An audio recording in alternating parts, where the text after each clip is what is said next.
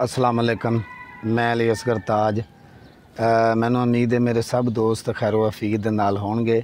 प्यारे दोस्तों, अज असी गल करांगे 150 वाट दी प्लेट दी। गलबात असी यह करांगे कि 150 वाट दी जिहड़ी प्लेट है असी उहदे उत्ते की कुछ चला सकने आ।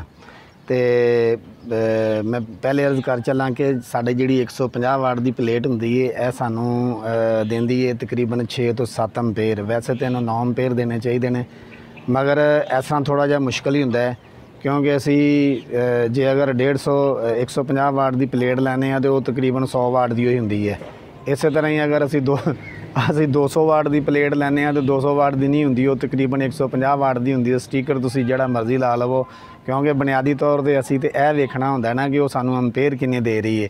जिहड़ी साडी 150 वाट की प्लेट है असूली तौर पर तो उन्होंने 9 अंपेयर देने चाहिए ने, मगर 9 अंपेयर नहीं देंदी। दुकानदार जिहड़ा तुहानू चैक करवाते हैं वो तकरीबन 6 तो 7 अंपेयर चैक करवाते हैं। 6 तो 7 अंपेयर भी इस तरह करते हैं कि जिहड़ियां नैगेटिव पॉजिटिव वो तारां होंदियां ने उन्हां दी लंबाई मैक्सीमम 3 फुट होंदी है। वो 3 फुट दी तारां नूं जिस वेले जोड़ते हैं किलोमीटर पाते हैं तुहाडे 6 तो 7 अंपेयर आ जाते हैं।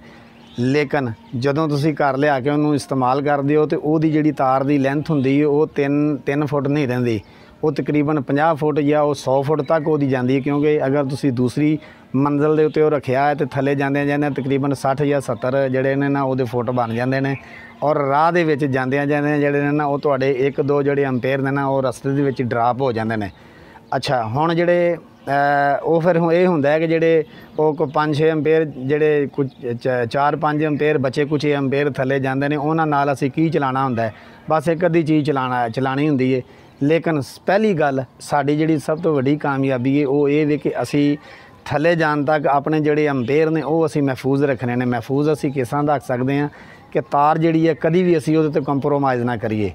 हमेशा जिहड़ी तार है वो अंडर गेज दी ना लईए, फुल गेज दी लईए। अगर 4 mm की तार तुसी इस्तेमाल करनी यानी कि रेकमेंडेशन 4 mm की तार दी हैगी है तो तुसी फिर इहदा मतलब 4 mm की ही तार इस्तेमाल करो और वो भी तुसी फुल गेज दी, ते ताकि तुहाडे जिहड़े कीमती अंपेयर ने वो थले जाण तक अजाया ना होण। अगली गल तुसी चला किहड़ी चीज़ सकदे हो तो जनाब जिहड़े तुहाडे कोल 6 अंपेयर अगर थले जांदे ने ना तो तुहाडा जिहड़ा DC फैन छत वाला हुंदा है एक पक्खा 3 अंपेयर लैंदा है और जिहड़ा पेडेस्टल फैन DC हुंदा है वो 4 अंपेयर लैंदा है।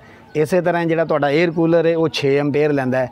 हुण इन्हां 6 अंपेयरां नूं तुसीं किस तरीके नाल तकसीम करना है ये तुहाडी अपनी मर्जी है। बाज़ दफ़ा इस तरह हुंदा है कि असी जिहड़ा वो बहुत सारे जिहड़े अंपेयर ने वो रास्ते दे विच ड्राप कर जाते हैं थले। असी वेख कहने हैं कि यार साडे पखे की स्पीड नहीं बनती भी। स्पीड इस वास्ते नहीं बनती कि तुहाडी तार कमज़ोर हुंदी है। जिहड़े तुहानूं 6 या 7 अंपेयर वो प्लेट दे रही हुंदी है वो थले तक पूरे पहुँच नहीं पाते। मैं दोबारा फिर एक बार अर्ज़ कर देवां कि जिहड़ा छत वाला पखा DC फैन है ज़्यादातर जिहड़े लोग इस्तेमाल करते हैं वो खुर्शीद फैन का इस्तेमाल करते हैं। उहदे विच फ़ायदा ये हुंदा है कि तुसी अगर कंट्रोलर ना भी लाया होवे अंपेयर थोड़े जे वोल्ट थोड़े जे तुहानूं ज़्यादा भी मिल जांदा या थोड़े जे घट भी मिल जाण तो वो थोड़ा जिहा ज़्यादा बर्दाश्त कर लैंदा है। इस वास्ते ज़्यादा लोग वो इस्तेमाल करते हैं। तो यानी कि छत वाला पखा अगर तुसी इस्तेमाल करो DC तो तुसी 2 इस्तेमाल कर सकते हो। एयर कूलर इस्तेमाल करो तो तुसी 1 कर सकते हो। अगर तुसी पेडेस्टल इस्तेमाल करना चाहो 1 पेडेस्टल और 1 छत वाला यानी कि अगर 4 तो 3 7 अंपेयर बनते हैं। तकरीबन इसका मतलब इसकी कारकर्दगी ज़्यादा बेहतर नहीं होएगी अगर तुसी 1 पेडेस्टल फैन और 1 छत वाला पखा इस्तेमाल करते हो। इसका मतलब है कि छत वाले पखे तुसी 2 इस्तेमाल कर सकते हो। या तुसी ये कह लवो कि तुहाडे कोल 6 अंपेयर ने, तकसीम तुहाडे हत्थ विच है, तुसी किस तरीके नाल तकसीम करना है, किस तरीके नाल उन्होंने इस्तेमाल करना है वो तुहाडी अपनी मर्जी है।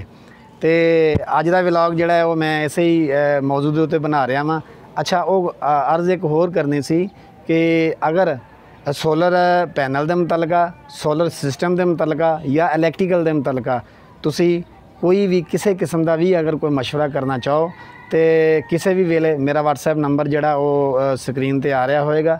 तुसी किसी भी वेले तुसी इहदे ते WhatsApp कॉल करने की बजाय तुसी WhatsApp दे उत्ते मैसेज करो और मैं इंशाल्लाह कोशिश करांगा तुहाडे सवाल का जवाब देने की। और तुहाडा जिहड़ा भी तुसी सवाल पूछया होएगा ओहदा जिहड़ा वो कोशिश करांगा। अगर मैनू फौरी तौर पर टाइम ना मिले तो एक अद्धे दिन दे विच ओहदा मैं जवाब जिहड़ा ना तुहाडी खिदमत जरूर पेश करांगा। इहदे नाल ही ਅਲੀ ਅਸਗਰ ਤਾਜ ਨੂੰ ਇਜਾਜ਼ਤ ਦਿਓ।